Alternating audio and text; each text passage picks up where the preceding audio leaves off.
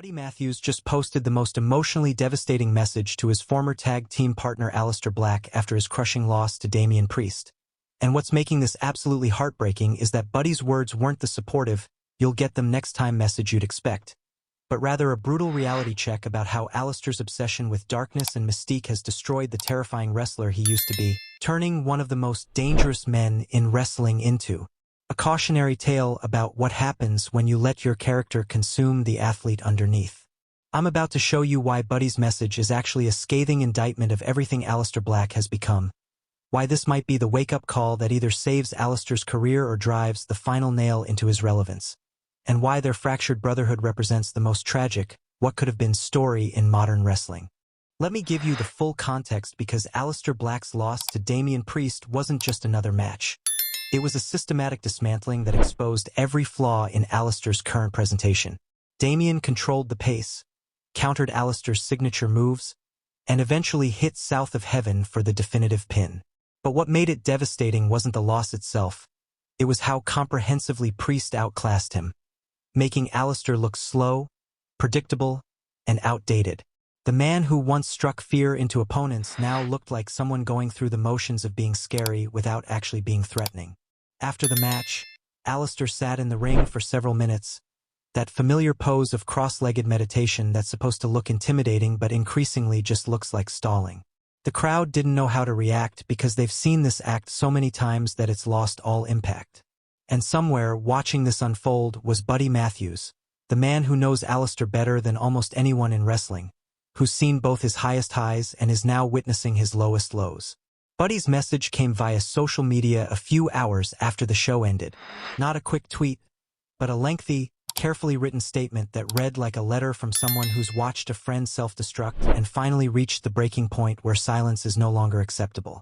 And what Buddy wrote is going to be dissected by wrestling fans for years because it was equal parts love, frustration, and devastating honesty. Drop in the comments immediately. Do real friends tell you harsh truths, and I'm quoting directly because every Buddy Matthews have been more supportive after such a difficult loss. I've watched you transform from the most dangerous striker in wrestling into a caricature of mystique and darkness. The man I fought alongside could knock anyone out with one kick.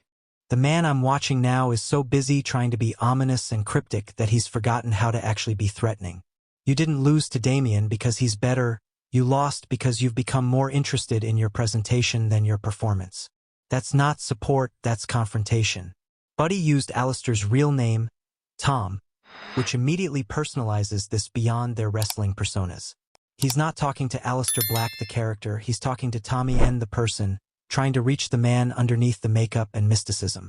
And the accusation that Aleister's become more interested in presentation than performance is the most damning thing you can say to a professional wrestler because it suggests they've lost touch with what actually matters.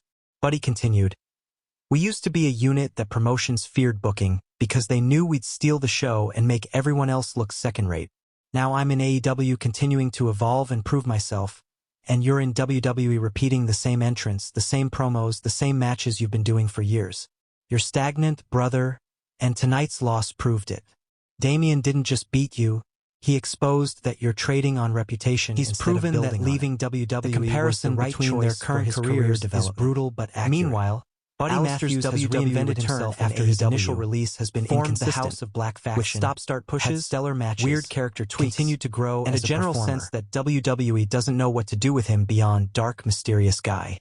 Question for the comments: was Aleister Black better off in his first WWE run, in AEW as Malachi Black, or in his current WWE return? His trajectory has been fascinating and frustrating in equal measure. But Buddy's message got even more personal and more painful. Remember when we met? When we were both hungry kids trying to prove we belonged on the biggest stages.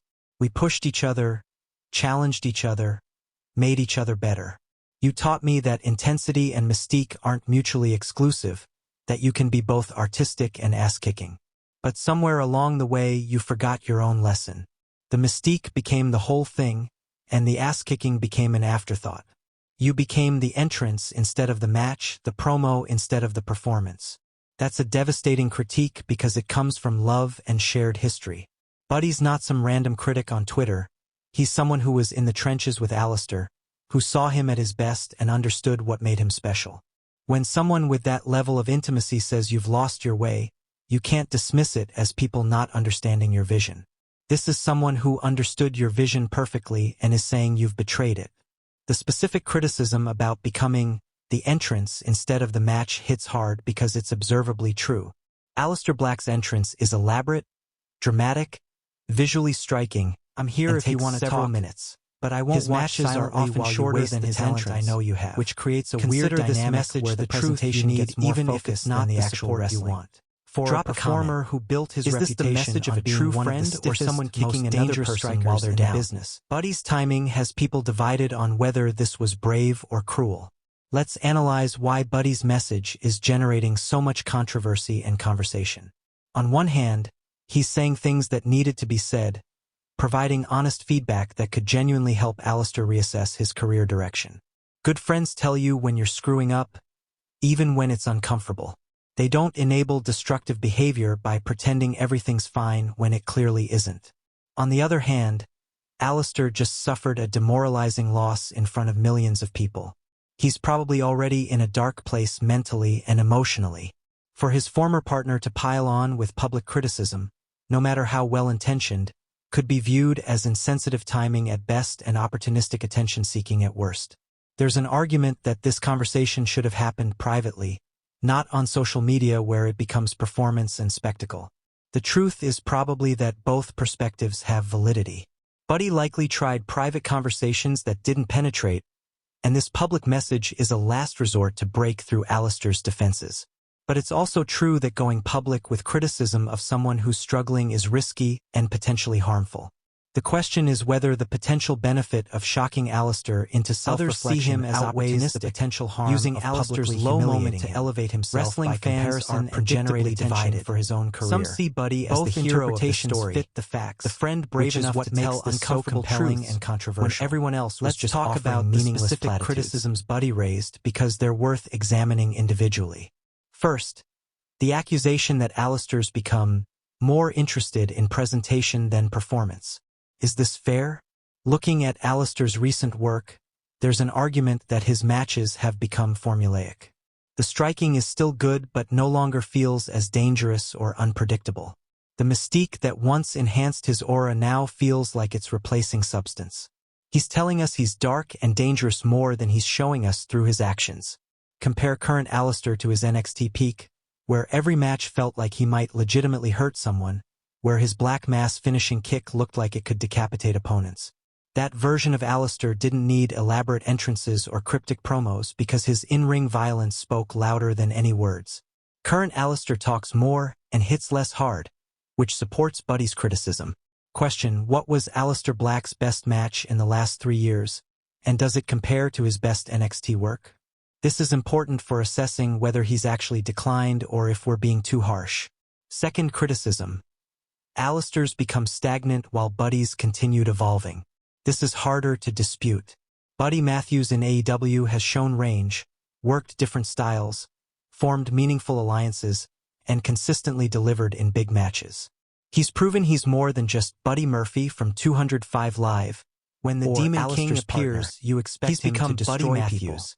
When he shows up identity with clear back-and-forth matches Aleister, meanwhile, has been Aleister Black doing Aleister Black things for years now. The character needs to be beating people. The character hasn't evolved quickly to maintain the aura. The moveset hasn't expanded significantly. Long, competitive matches where he trades offense and sells extensively undermine the dark supernatural threat he's supposed to represent.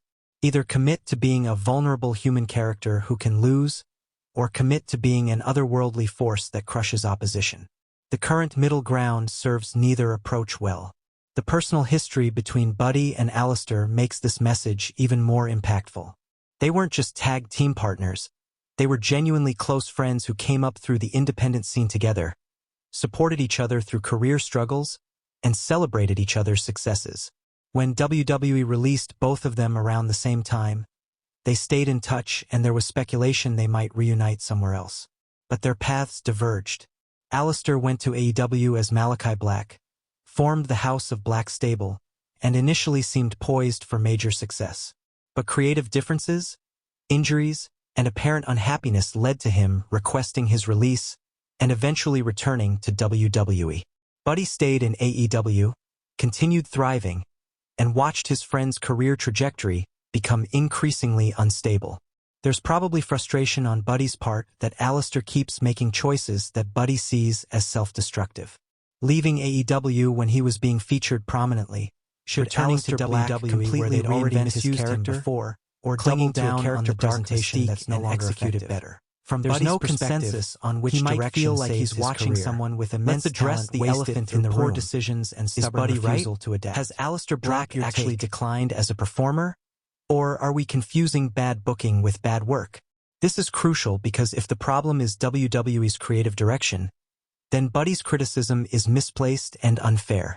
But if the problem is Aleister's own choices and execution, then Buddy's brutally correct. I think it's both. WWE hasn't booked Aleister particularly well since his return, giving him inconsistent TV time, unclear feuds, and no sustained push. But it's also true that Aleister hasn't adapted his presentation to work within WWE's current landscape. He's trying to do the same character he did years ago in a completely different environment, and it's not translating. The best performers figure out how to be themselves within whatever system they're working in. They adapt without compromising their core identity. Aleister seems unwilling or unable to do that, insisting on his specific vision even when it's not connecting with audiences or fitting into WWE's plans. That's admirable from an artistic integrity standpoint, but problematic from a career advancement perspective. The relationship between Buddy Matthews and Aleister Black going forward is fascinating to consider. Do they reconcile and this becomes a story about how tough love saved a friendship and a career? Does Aleister resent the public criticism and their friendship ends permanently? Does Aleister prove Buddy wrong by reinventing himself and having a career resurgence that makes this message continues declining and eventually fades from prominence? All of these outcomes Buddy's message will be remembered which as one occurs will tell us a lot about both men's characters. If Aleister cuts ties with Buddy over this, takes the criticism to heart forever whether the message was necessary or cruel, then Buddy's message will be remembered as the intervention will initially be angry and defensive about Buddy's message, possibly responding with his own cryptic statement about loyalty and understanding. But over time, the words will sink in, and we'll see subtle changes in Aleister's presentation and approach. He won't completely reinvent himself because pride won't allow it, but he'll make adjustments that show Buddy's message landed even if he won't admit it publicly. Question: if Aleister Black and Buddy Matthews faced each other one-on-one today, who wins and how competitive is the match? This hypothetical tells us how we currently view both men's positions. The broader lesson here is about accepting criticism from people who know you well. It's easy to dismiss critics on social media who don't know you personally and might just be trolling. It's much harder to dismiss someone who's shared locker rooms, shared struggles, and genuinely wants you to succeed. When that person tells you you're screwing up, you have to at least consider that they might be right. Aleister Black is at a career crossroads. Buddy's message, he's still young enough and talented enough to turn things around, needs to honestly but he's also at an age where if he doesn't figure it out soon, the wrestling business becoming a brutal could have been and unforgiving instead of a legend. Talent alone isn't enough. His potential you need adaptability, self-awareness, and willingness to evolve. Buddy Matthews has shown those qualities and is thriving. Aleister Black has stubbornly clung to his vision and is struggling. That doesn't make Aleister wrong for having artistic integrity, but it does make Buddy's success a living counterargument to Aleister's approach. Final question: will Aleister Black be wrestling at a high level in a major promotion 5 years from now? Or will he have moved on from wrestling to other pursuits? His trajectory right now could go either direction. Share this video if you think Buddy Matthews was right to send this message. Hit that like button if you think he should have been more supportive. And drop your complete take in the comments on whether this helps or hurts Aleister Black long-term. Because one thing's certain, Buddy Matthews broke the code of public support and forced a conversation about Aleister Black's career that needed to happen. Whether that conversation leads to positive change or burned bridges remains to be seen, but we're all watching closely.